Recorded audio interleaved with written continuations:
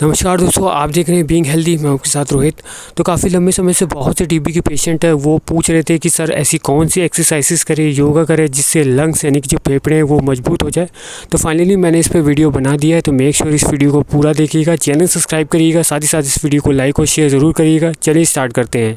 देखिए, जो हमारे लंग्स होते हैं ये हमारे बॉडी का बहुत ही महत्वपूर्ण ऑर्गन होता है, क्योंकि जो भी हवा हम लोग अंदर खींचते हैं ये अल्टीमेटली आपके जो लंग्स है उसमें जाके स्टोर होती है। तो जब भी हम लोग हवा लेते हैं अंदर तो ये आपके जो लंग्स होते हैं ये फूल जाते हैं, और जैसे आप हवा को बाहर छोड़ते हैं तो आपके जो लंग्स होते हैं वो पिचक जाते हैं।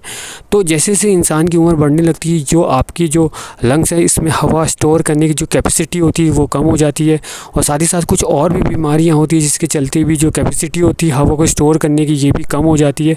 जैसे कि टीबी की बीमारी है, कोरोना वायरस है, निमोनिया है, या कोई दूसरे तरह का जो लंग्स इन्फेक्शन अगर किसी पर्टिकुलर इंसान को हो जाता है तो ऐसे में कुछ प्रॉब्लम आ जाती है सांस से जुड़ी, जैसे कि सांस फूलना, लंबी सांस ना आना, सांस लेने में जो है परेशानी होना। तो इस तरह की जो समस्याएं आती हैं वो अगर आपके लंग्स में कोई दिक्कत है उसके चलते आती है। तो ऐसे में अगर आप कुछ योगा करेंगे, एक्सरसाइज करेंगे या कुछ प्राणायाम करेंगे लंग्स से जुड़े, तो ये जो समस्या है आपकी सांस से जुड़ी ये पूरी तरह से समाप्त हो जाएगी। देखिए, सबसे पहले हम स्टार्ट करते हैं योगा से। तो सबसे पहला जो योगा आपको करना है आपके लंग्स को मजबूत करने के लिए वो है उत्तरासन। तो कुछ इस तरह से आपको उत्तरासन करना है। तो इसके लिए आपको घुटनों से लेकर अपनी एड़ी तक दोनों को ज़मीन पर रख के एकदम सीधा कर लेना है, और घुटनों से ऊपर का जो आपका बॉडी का पार्ट है आपको उस तरह उल्टा कर लेना है। इस तरह कि आपका जो चेहरा है वो आसमान की तरफ होना चाहिए, और दोनों हाथ से आपको एड़ी का जो टॉप पोजीशन होता है उठा वाला हिस्सा इसे आपको पकड़ लेना है। तो इस योगा को आपको कम से कम आधा मिनट से 1 मिनट करना है। देखिए, उत्तरासन करने से आपकी जो लंग्स है वो बहुत ज़्यादा मजबूत हो जाते हैं, साथ ही साथ आपके लिवर और किडनी भी हेल्दी रहते हैं। फिर इसके बाद जो नेक्स्ट तरह का योगा आपको करना है वो है अर्ध उत्तरासन। तो इस तरह से आपको इस योगा को करना है। तो इसको करने के लिए भी आपके जो घुटनों से लेकर एड़ी तक आपको दोनों जो है ज़मीन पर रख देना है एकदम सीधा। उसके बाद घुटनों से ऊपर का हिस्सा आपको इस तरह से उल्टा कर देना है। आपका चेहरा आसमान की तरफ होना चाहिए, और एक हाथ से आपको अपनी एड़ी का जो उठा हुआ पार्ट होता है उसे पकड़ना है, और दूसरा हाथ आपको कुछ इस तरह से हवा में करना है। तो इसको भी आपको 1 से 2 मिनट करना है। कहा जाता है अगर आप इस तरह का योगा करते हो तो इससे आपकी पूरी जो बॉडी है पूरी तरह से हेल्दी रहती है। फिर इसके बाद जो नेक्स्ट तरह का योगा आपको करना है वो है गौमुख आसन। तो कुछ इस तरह से आपको इस योगा को करना है। तो आप इस पिक्चर को देखिए, तो इसमें आपको पैर को पूरी तरह से घुमा लेना है, यानी कि मोड़ लेना है एकदम एंड तक, और आपको दोनों हाथों को पीछे करना है, और पीछे करने के बाद दोनों हाथों को कुछ इस तरह से आपको आपस में पकड़ लेना है। देखिए, गौमुख आसन करने से आपकी जो लंग्स है वो हेल्दी रहते हैं, साथ ही साथ अगर आपको गैस्ट्रिक और सर्वाइकल पेन है ये भी दूर हो जाता है। साथ ही साथ अगर आपको फैटीग रहता है, स्ट्रेस रहता है, एंग्जाइटी रहता है, तो ये इस आसन को करने के बाद आपकी ये समस्या है वो पूरी तरह से चली जाती है। फिर इसके बाद जो नेक्स्ट तरह का आपको योगा करना है वो है वक्रासन। तो कुछ इस तरह से आपको करना है। तो इसके लिए आपको एक पैर को एकदम सीधा रख देना है ज़मीन पे, और दूसरे पैर को आपको बीच से मोड़ के, तो जो पैर आपने सीधा कर रखा है उसके बीच में आपको इस तरह से रख देना है, और आपका जो गर्दन होनी चाहिए जो पैर आपने सीधा कर रखा है उसके एकदम अपोजिट डायरेक्शन में होनी चाहिए, और हाथ को एक को ज़मीन पे रखना है, और दूसरे हाथ को जो पैर आपने मोड़ रखा है उसके घुटनों को आपको इस तरह से पकड़ रखना है। तो इस योगा को आपको 2 से 3 मिनट तक करना है डेली। वक्रासन करने से अगर आपको लंग से जुड़ी कोई प्रॉब्लम है तो ये दूर हो जाती है, साथ ही साथ आपके लिवर और किडनी भी हेल्दी रहते हैं। फिर उसके बाद जो नेक्स्ट तरह का आपको योगा करना है वो है मकरासन। तो कुछ इस तरह से इस योगा को करना है। तो इसके लिए आपको ज़मीन पे उल्टा लेट जाना है, साथ ही साथ आपकी जो दोनों कोहनी होनी चाहिए वो ज़मीन में टच होनी चाहिए, और दोनों हाथों को आपके गालों में कुछ इस तरह से रखना है। तो ये योगा भी आपको 2 से 3 मिनट करना है। देखिए, मकरासन करने से आपका ब्लड प्रेशर कंट्रोल हो जाता है, आपकी मेंटल स्ट्रेस कम हो जाती है, आपका वेट कम हो जाता है, साथ ही साथ अगर आपको डाइजेशन की प्रॉब्लम है तो वो ठीक हो जाती है, साथ ही साथ आपका वेट कम हो जाता है, साथ ही साथ आपकी जो स्पाइन है वो मजबूत हो जाती है, और अगर आपको सांस से जुड़ी प्रॉब्लम है तो वो भी पूरी तरह से दूर हो जाती है। नेक्स्ट तरह का आपको आसन करना है वो है भुजंग आसन। तो ये आप देख सकते हैं कि किस तरह से इस आसन को आपको करना है। तो इसके लिए आपको उल्टा लेट जाना है, दोनों पैर आपके उल्टे ज़मीन पे होने चाहिए एकदम सीधे, और आपके कमर से लेकर ऊपर का जो पार्ट है आपको इस तरह से उल्टा कर देना है। इस तरह की आपका जो चेहरा है वो आसमान की तरफ होना चाहिए, और आपके दोनों जो हाथ है वो ज़मीन पे होने चाहिए सपोर्ट के तौर पे। देखिए, भुजंग आसन करने से आपके जो लंग्स होते हैं बहुत ज़्यादा स्ट्रॉन्ग हो जाते हैं। अगर आपको लंग्स से जुड़ी कोई प्रॉब्लम है तो वो ठीक होनी शुरू हो जाती है, और साथ ही साथ आपका वेट भी कम होना शुरू हो जाता है। फिर इसके बाद जो नेक्स्ट तरह का आपको योगा करना है ये है मरकट आसन। तो इसके लिए आपको एकदम सीधा लेट जाना है।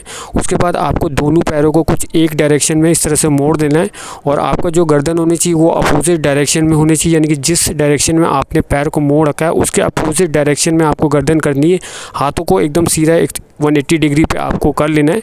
तो ये होता है मरकट आसन। मरकट आसन लंग्स के लिए बहुत ही ज़्यादा फ़ायदेमंद होता है। इसे करने से आपकी जो स्पाइन होती है बहुत ज़्यादा फ्लेक्सिबल या लचीली हो जाती है। साथ ही साथ अगर आपको जॉइंट्स पेन होता है तो इससे भी आपको निजात मिलती है।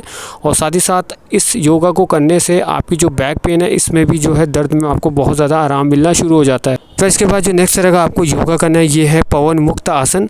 तो कुछ इस तरह से इस आसन को आपको करना है। तो इसके लिए आपको ज़मीन पे एकदम सीधे लेट जाना है। उसके बाद घुटनों के पीछे से दोनों पैरों को आपको जो है आगे की तरह खींचना है। साथ ही साथ कमर से लेकर आपका जो ऊपर का हिस्सा है इसको आगे की तरह आपको उठाना है, इस तरह से कि आपका जो माथा है वो आपके घुटनों से दोनों तरह से टच हो, जैसे कि आप इस पिक्चर में देख पा रहे हैं। तो इसे आपको 2 से 3 मिनट करना है डेली। देखिए, पवन मुक्त आसन करने से आपके जो लंग्स होते हैं वो सदा जो है स्ट्रांग रहते हैं, हेल्थी रहते हैं। साथ ही साथ ब्लड प्रेशर, ओबेसिटी, एसिडिटी और कॉन्स्टिपेशन की जो प्रॉब्लम होती है इससे भी बहुत ज़्यादा आपको राहत मिलनी शुरू हो जाती है। फिर उसके बाद जो नेक्स्ट तरह का आपको योगा करना है वो है उत्तन पदासन।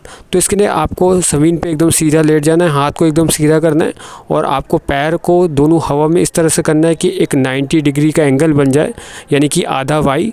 तो इस तरह से इस योग को आपको डेली 2 से 3 मिनट ज़रूर करना है। इस योगा को करने से आपकी पूरी बॉडी जो होती है वो हेल्दी रहती है। साथ ही साथ लिवर, किडनी और आपके जो लंग्स होते हैं वो भी बहुत ज़्यादा मजबूत हो जाते हैं।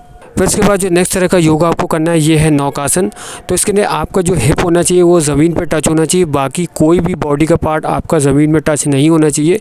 आपके जो पैर है वो जो है 45 डिग्री पे दोनों सीधे होने चाहिए और आपका जो दूसरा साइड है वो भी आपके 45 डिग्री के अपोजिट डायरेक्शन में होना चाहिए। साथ ही साथ आपके जो हाथ हैं वो एकदम सीधे होने चाहिए, इस तरह से कि ये एक वी बन जाए। तो इस तरह का योगा आपको करना है, डेली करना है 2 से 3 मिनट।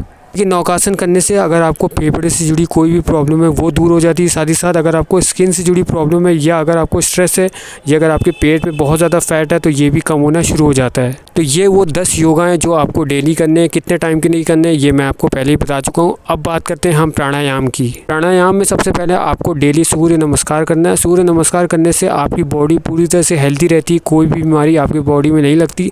साथ ही साथ अगर आपको स्ट्रेस और एंग्जाइटी है ये भी दूर हो जाती है।